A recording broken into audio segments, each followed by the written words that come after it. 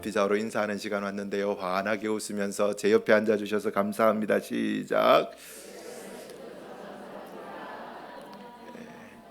조금 더 활짝 웃으시면서 집사님, 권사님, 장로님, 예수님처럼 잘 섬기겠습니다. 시작. 예, 예, 잘 섬겨주셔야 됩니다. 자, 마지막 셋째로 마지막 세 번. 우리나라는 3세판이잖아요. 오늘도 큰 은혜 받고 합시다. 시작. 예, 감사합니다. 오늘 설교 제목이 하나님이 주신 직분과 권위, 하나님이 주신 직분과 권위, 하나님이 주신 권위, 하나님이 주신 직분과 권위, 이게 설교 제목이에요. 예, 직분과 권위를 누가 주셨다고요? 하나님이 주셨다. 그것만 머릿속에 딱 넣고 가면 오늘 설교 다 까먹어도 됩니다. 오늘 설교 핵심이 뭐라고요? 하나님이 직분과 권위를 주셨다. 하나님이 주신 직분과 권위. 제가 오늘 세 가지 이야기할 거예요. 몇 가지 이야기한다고요? 세 가지. 첫 번째는요, 하나님이 주신 직분과 권위를 잘못 사용한 사람들에 대해서 이야기할 겁니다. 대제사장들과 백성들의 장로들, 실패자예요. 하나님이 직분을 주셨지만 잘못 썼어요. 두 번째는 하나님이 주신 직분과 권위를 잘 사용한 사람, 세례 요한에 대해서 이야기할 겁니다. 세 번째가 중요한데, 예수님은요, 우리 예수님은 하나님이 주신 직분과 권위를 가지고 어떻게 행했느냐에 따라서 평가하시고 심판하십니다. 세 번째가요. 세 가지 이야기합니다. 첫 번째 뭐요? 잘못 살았던 사람 이야기할 거예요. 두 번째 뭐요? 잘 살았던 사람 이야기할 거예요. 세 번째 뭐요? 예수님이 평가하시고 심판하신다 이야기할 거예요. 세 가지. 오늘 설교 제목 뭐라고요? 하나님이 주신 직분과 권위. 그럼 결론은 뭐겠습니까? 야, 하나님 직분 주신 대로 잘 살아야 되겠구나. 이렇게 마음에 딱 새기고 돌아가시면 오늘 설교 잘 들은 겁니다. 이렇게 빻아가지고 입에까지 다 넣어드리는 겁니다. 여러분 마음속에 갈 때 뭘 남겨야 돼요? 하나님이 주신 직분대로 잘 그냥 살면 안 되고 잘 살아야 됩니다.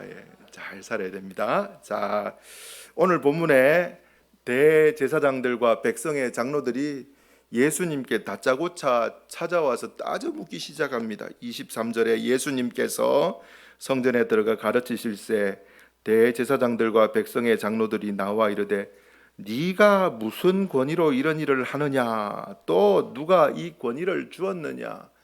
예수님한테 막 삿대질하면서 따져 묻기 시작하는 거예요. 이들이 왜 예수님을 찾아왔을까요? 오늘 본문에 나오지 않지만 바로 앞부분에 두 가지 사건이 있었습니다. 첫 번째는 무엇이냐니까 예수님이 새끼 나귀를 타고 예루살렘에 입성하십니다.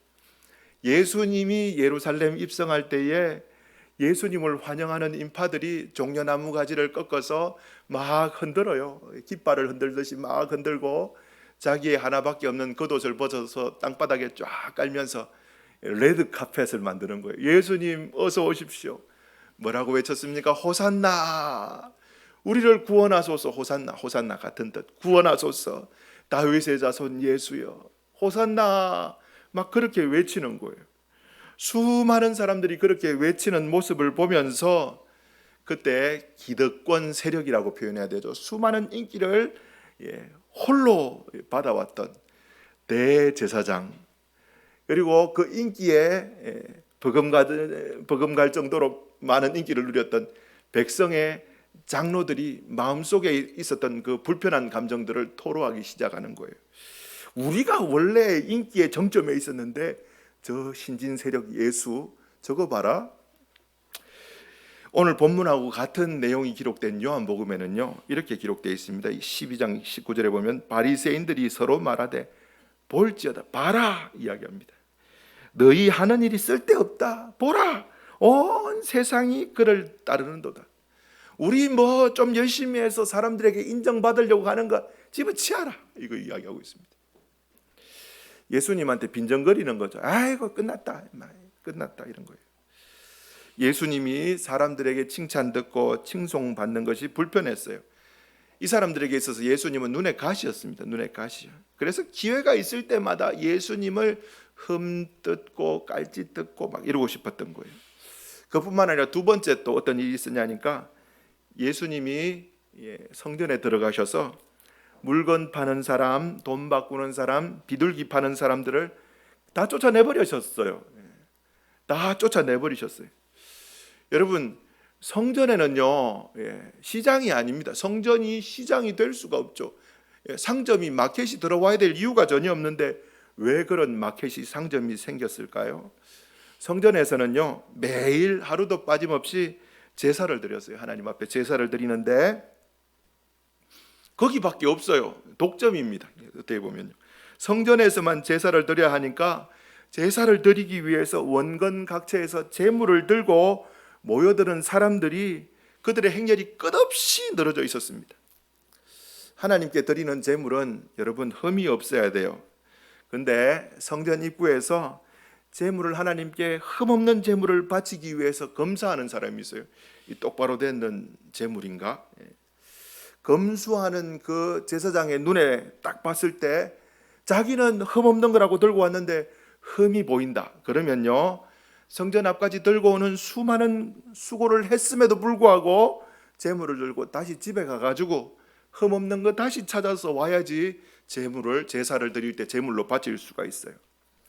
예루살렘 성전 인근에, 우리 진산마을 인근에 사시는 분들은 그냥 가까이 교회에 와서 뭐 들고 갔다가 다시 갖다 놓고 이러면 되는데, 예를 들어서 합천에서 우리 교회에 제사 지내러 온다고 생각해 보세요. 양 한 마리 들고 합천에서 산을 넘어서 걸어온다 생각해 보세요. 오다가 아무리 막 흠도 없고 점도 없고 진짜 멋진 거 들고 오다가 갑자기 야로 지나오면서 돌뿌리에 발이 걸려가지고 넘어지면서 양 머리에 한 대 찧어가지고 멍이 들었어요. 들고 안 보겠지 하면서 이렇게 져서가지고 들고 왔는데 귀신같이 쳐다보는 거예요. 여기 흠 있다. 그럼 어떻게 된다고요? 다시 합천까지 걸어가야 되는 거예요. 그래서 성전에서 검수하는 제사장들이 먼 곳에서 제물 들고 오는 수고를 들어주기 위해서 제사장표 KS 마크가 딱 찍혀있는, 이거는 우리가 검수하고 제사 지낼 수 있도록 합격되는 제물들 이렇게 딱 케이스에 넣어서 성전 앞에 이방인의 뜰에서 대제사장들과 백성들의 장로들의 비호를 받으면서 물건을 하나씩 팔기 시작한 거예요. 집에 가면 멀지 않냐고, 요거 나도 제사 지내려고 했는 건데 요거 사갖고 제사 지내라. 여러분, 여기서 어떤 일들이 일어났느냐? 흠없는 제물이라 들고 왔는데 제물 검수하다가 흠이 보여. 그러면 집에 들고 가기 너무 멀지 않냐고, 그거 나한테 좀 싸게 팔으라고. 내가 들고 있다가 내가 뭐 다른 데 쓸 거니까 싸게 팔으라고. 싸게 물건을 삽니다. 그리고 사실 내가 제사 드리려고 사놓았던 거, 이거 좋은 거 있는데 막 비싼 값에 팝니다. 그래 뭘 남깁니까? 중간에 차익을 남기는 거예요. 다시 헐값에 산 그 재물을요 조금 따듬어 가지고 조금 지나고 그 뒤에 오는 사람들에게 어떻게 다시 비싼 값에 파는 곳이에요. 칼만 안 들었지 뭡니까? 도둑놈입니다. 그러니까 예수님이 강도의 소굴이라 이야기하는, 강도의 소굴. 성전이지만 온갖 비리와 거짓이 난무하는 대제사장에게 리베이트를 주는 거죠. 리베이트. 여러분 리베이트 아시죠? 우리 여기 입점해서 좀 이렇게 살게 돈 좀 드릴게.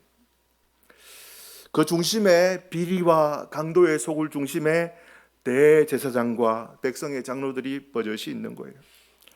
하나님은요 흠없는 제물 받으시는 분이십니다. 그런데 흠없는 제물을 바치기 위해서 마음을 준비하고 수고하는 그 사람의 마음과 정성을 기쁘게 보시는 분이 우리 하나님이시라는 거예요. 근데 성전에 돈만 들고 오면 모든 종교 서비스를 편하게 제공받는 곳이 되어버렸어요. 성전이 기도하는 집이 되어야 되는데 돈만 있으면 다 해결되는, 기도 안 해도 하나님 은혜 없어도 돈만 있으면 다 해결되는 강도의 소굴로 성전이 바뀌었는 거예요. 하나님이 직분 주고 사명 주셔서 세우신 대제사장이라는 이 양반이, 백성의 장로라는 이 양반들이 소탐대실하여서, 제가 좋아하는 표현입니다. 소탐대실. 쪼맨한 거 얻으려고 하다가 큰 거 다 잃어버립니다. 여러분 쪼맨한 거 욕심 부리지 마십시오. 이 소탐대실에서 진짜 성전을 중심으로 하나님 나라를 꿈꿔야 될 하나님이 직분 주셔서 세우신 그 대제사장과 백성의 장로들이 소탐대실하여서 성전의 영광스러움을 다 무너뜨려 버리고 기도하는 집을 강도의 소굴로 만들어 버렸습니다. 그뿐만 아니라 매매하는 사람, 돈 바꾸는 사람, 비둘기 파는 사람을 예수님이 쫓아내셨는데 성경에 보면 하나님의 열심이 예수님을 덮으셨다. 하나님의 열심을 가지고 그 강도의 소굴을 다 청결하게 만드는 성전 청결, 대청결 사건이라고 표현하는데, 그 일을 감당하셨던 예수님께 찾아와 가지고 예수님, 사실 우리가 그 일 감당해야 되는데 못했는데 예수님 해주셔서 고맙습니다, 이렇게 말해도 진짜 이렇게 말해야 되는데 뭔 이야기 합니까? 예수님한테 와서 따져 묻기 시작하는 거예요. 예수, 네가 도대체 무슨 권위를 가지고 이런 짓거리 하는 거야? 여러분, 이들은요, 하나님이 주신 대제사장이라는 직분을, 백성의 장로들이라는 직분을요, 그리고 하나님이 주신 그 권위를요 잘못 사용한, 그리고 직분에 실패한 사람들이라는 것입니다. 차라리 이들이 대제사장과 백성의 장로들이 아니었으면, 직분을 받지 않았으면 책망을 적게 받을 것인데, 대제사장이라는 직분을 받고 백성의 장로라는 직분을 받았기 때문에 하나님 앞에 더 큰 심판을 받아야 되는 거예요. 야고보서 3장 1절 말씀인데요, 같이 한번 읽어볼까요? 시작. 네, 형제들아,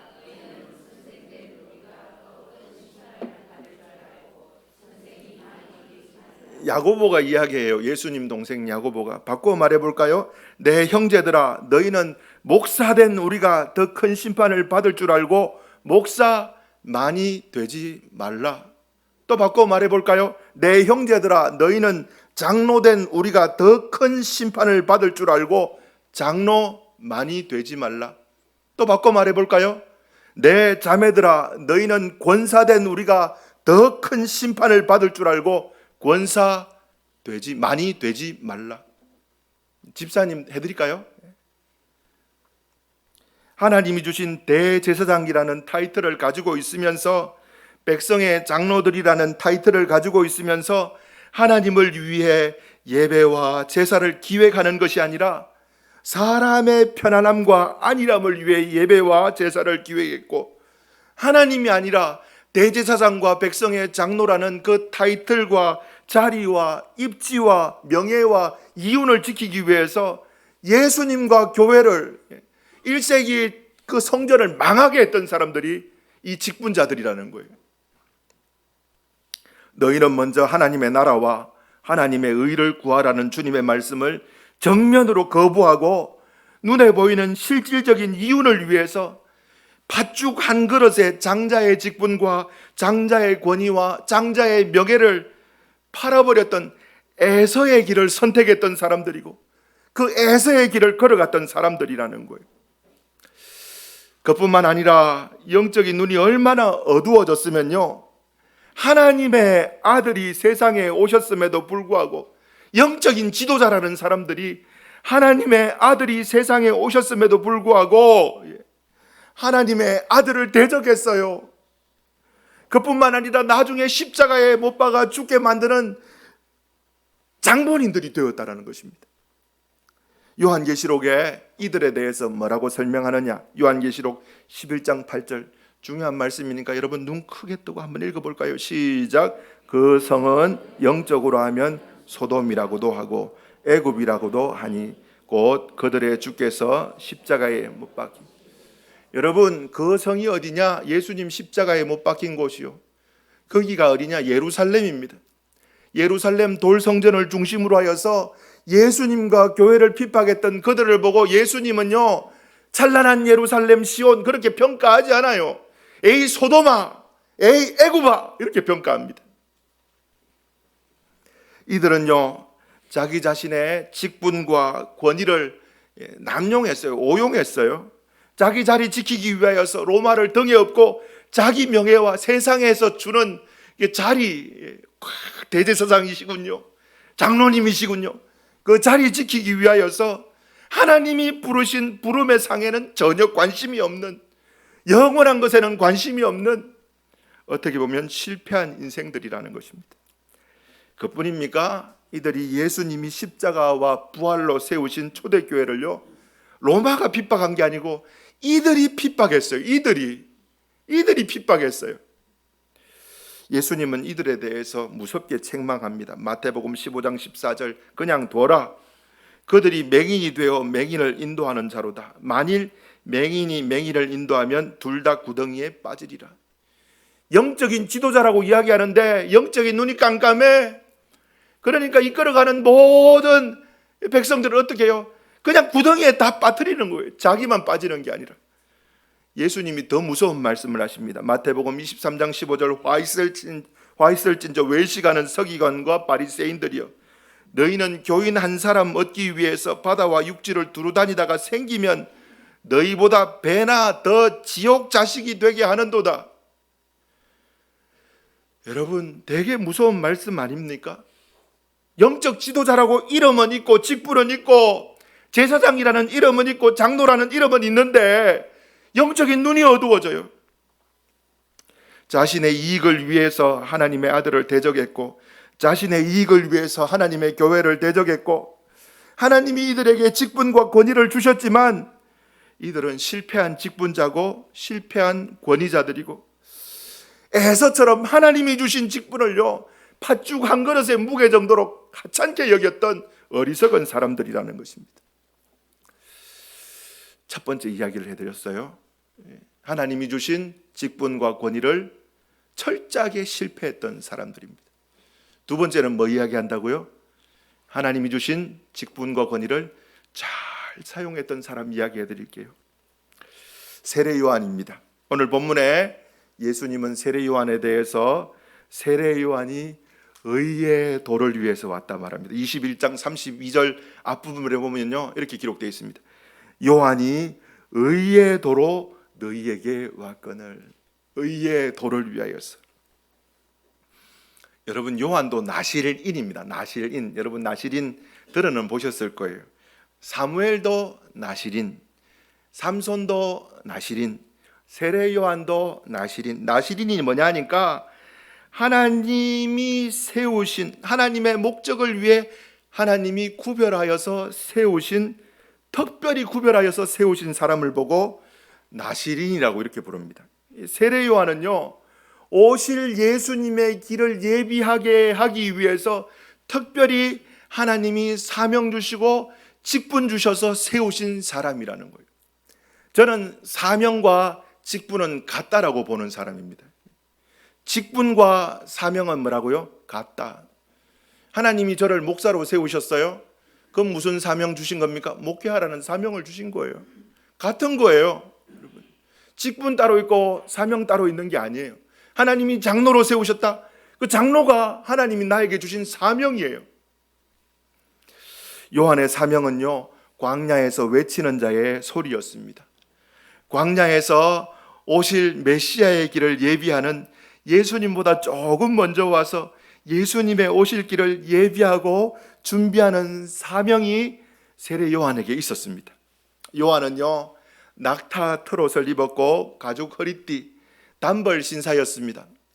옷이 하나밖에 없었어요. 옷 하나. 뭐 옷 가지고 거기에 시간 투자하기 싫어했던 사람이에요.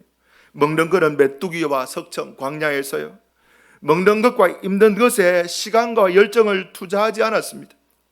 자신의 모든 인생을 오실 메시아의 길을 준비하는 사명과 직분에 시간과 열정과 젊음을 온전히 투자했던 사람이 세례 요한이었습니다. 세례 요한은 짧은 인생을 살았어요. 비록 짧은 인생을 살았지만 하나님이 보실 때 결코 의미 없는 짧은 인생이 아니었습니다. 세례 요한은 하나님이 부르신 부름의 상을 위해 자신의 생명조차 조금 더 귀한 것으로 여기지 않겠다 고백했던 사도 바울처럼요, 불꽃 같은 인생을 살아냈었던 사람이 세례 요한입니다. 세례 요한은 예수님을 높이는 삶을 살았어요. 여러분 잘 아시는 세례 요한의 고백, 예수님은 흥해하고 나는 어떻게 돼야 된다? 쇠하여야. 여러분 이거 묵상 좀 해보세요. 저는 이거 묵상하면서 이야, 세례 요한의 마음이 느껴지는 거예요. 세례 요한이 예수님은 흥해야 되고 저는 쇠해야 합니다, 이렇게 고백했어요. 여러분, 이거 말 그대로입니다. 말 그대로입니다. 예수님도 흥해야 하고 나도 흥해야 합니다, 이거 아닙니다.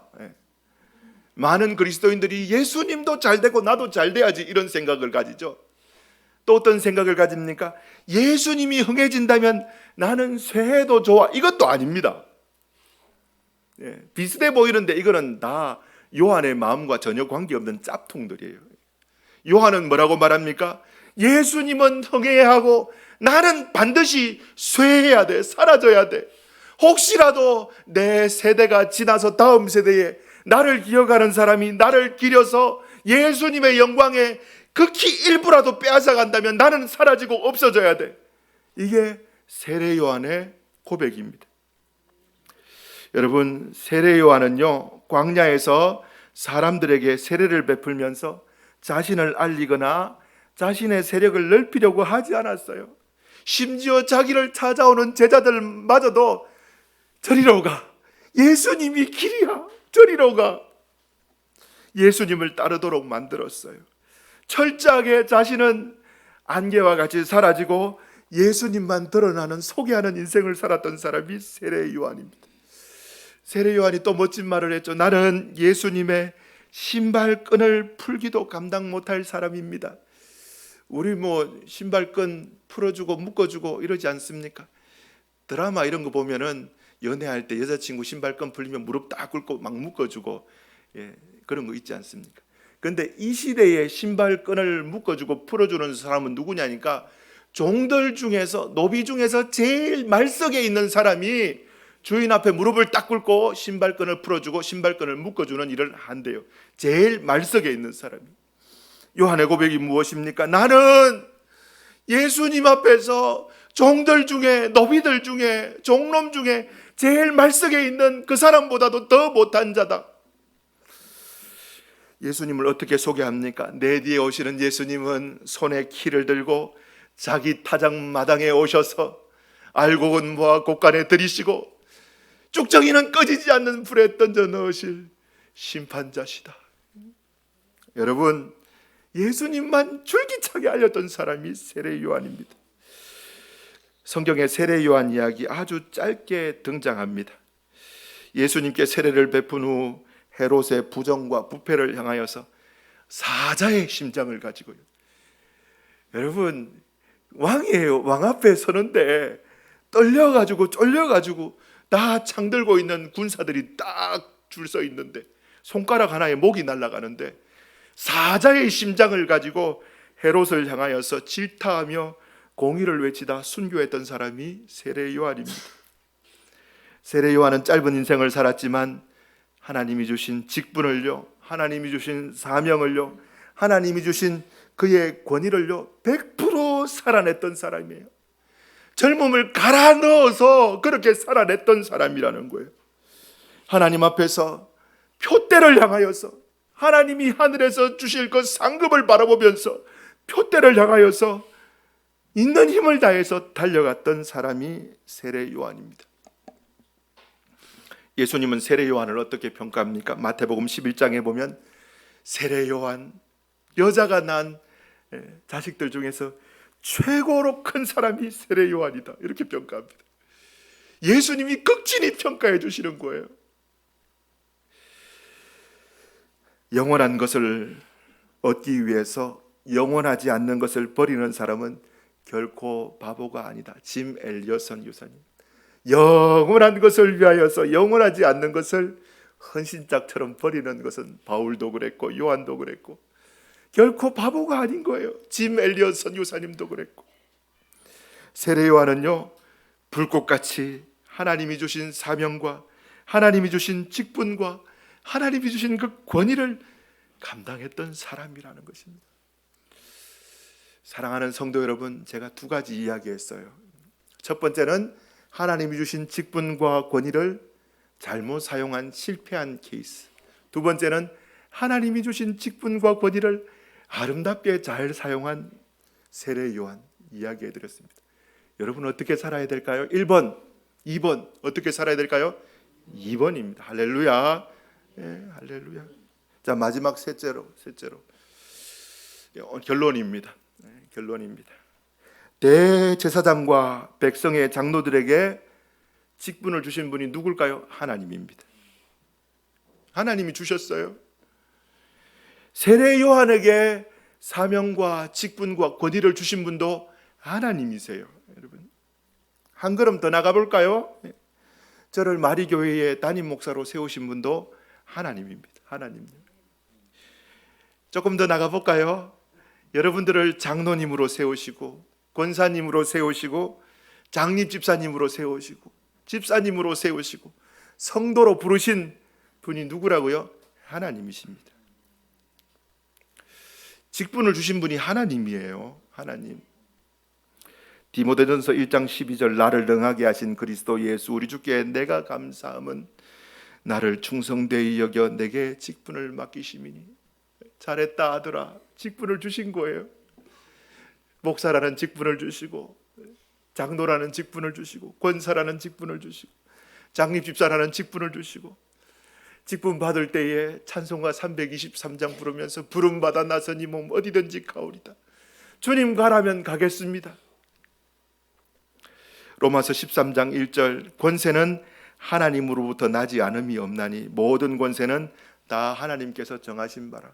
장로님들 하나님이 권세를 주신 거예요. 교회를 하나님의 뜻대로 아름답게 이끌어가라고 하나님이 권세를 주신 거예요. 하나님이 세우시고 하나님이 권세를 주신 거예요. 하나님이요. 하나님이 천에 하나 만에 하나 구별하셔서 저와 여러분에게 직분을 주시고 교회를 섬기는 그 권위를 주시고 직분을 받은 사람의 마음속에는요, 나 같은 죄인을 충성되이 여기셔서 인정해 주셔서 직분 주셨네. 주님 감사해요. 감사해요. 울면서 감사하면서 그 사명 감당해야 될 책임과 의무가 있다라는 것입니다. 주님 주신, 주님이 피 흘려 사신 그 교회를 섬기는 직분 주심에 큰 감사가 선행되고 봉사를 하는 거예요. 직분과 사명은 같다고 말씀드렸습니다. 직분과 사명은 같아요. 직분 받았는데 딴 사명 찾지 말고요. 직분과 사명은 같아요. 하나님께서 교회를 통해 주신 직분과 권위는요, 양날의 검과 같습니다. 생명을 살리는 수술칼과 같기도 합니다.